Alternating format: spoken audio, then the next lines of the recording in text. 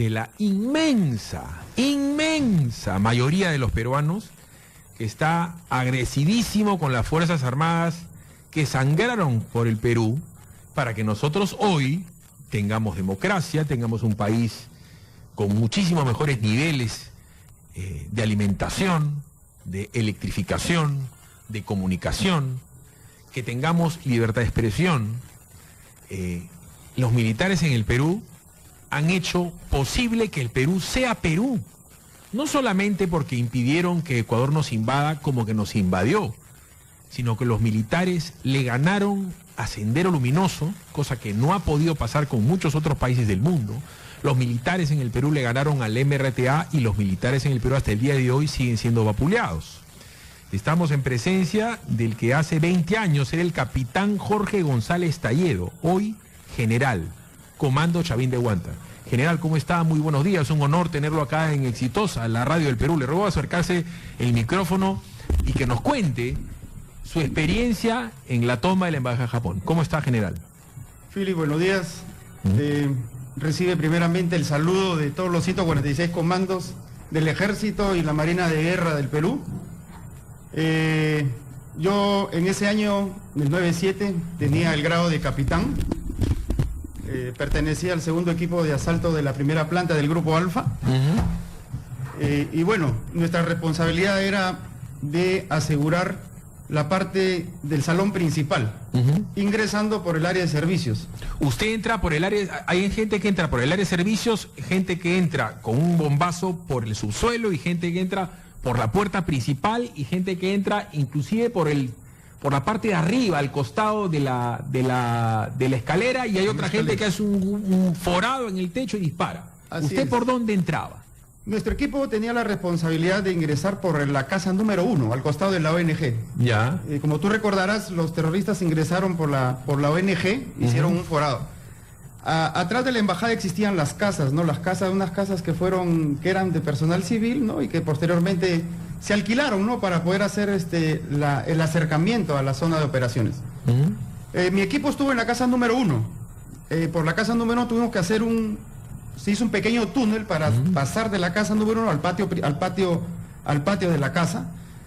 Y la mitad de mi equipo tuvo que descolgarse de una ventana de la ONG. A ver, ¿ustedes son los que se ven que salen por un hueco del jardín? No, estamos nosotros por la parte posterior de la casa, por la parte de atrás. Ya. Entonces salimos por ahí y tuvimos que ingresar por una mampara que había en la parte de atrás de la casa, donde se habían hecho los toldos, por esa parte.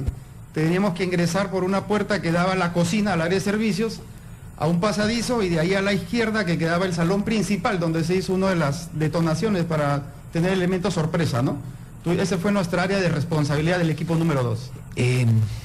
Usted ahora tiene 49 años, en esa época tenía... 31. 31. ¿Usted dónde estudió el colegio? ¿Usted de dónde es? Yo soy de Piura, natural de Catacaos.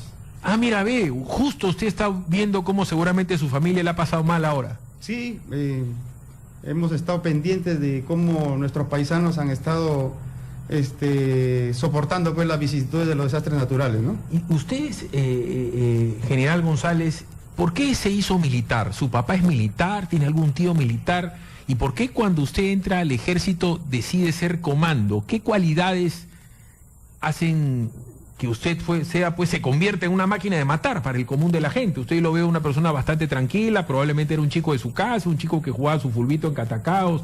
Cuéntenos de usted, de su familia, de sus hermanos. Bueno, estudié en Piura, en el Colegio San Ignacio. Vine a Lima a postular a la escuela militar por una convicción personal, ¿no? Ya tenía yo la predisposición de postular a la escuela militar, algo que ya me nacía. Ingresé a la escuela militar el año 85 y posteriormente en el año 90, 89, 90, postulé a la escuela de comando del ejército.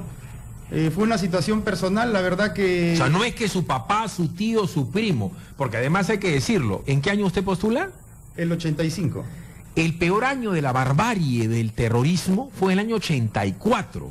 O sea, el que se metía al ejército en el año 85 sabía perfectamente que a los militares los mataban todos los días.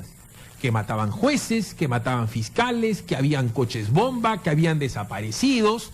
En esa época que los chicos sepan que alguien como Jorge González Talledo, al ser militar, ya no tenía libreta electoral y que tenía que estar con el pelo corto y podría pasarle, siempre cuento esta anécdota, de que entren terroristas a una combi donde estaba de repente el alférez Jorge González Talledo, que le pidan su DNI, y si usted no tenía DNI, le metían un balazo en la cabeza porque presumían que por su pelo corto era militar. ¿Eso ha pasado o yo estoy exagerando?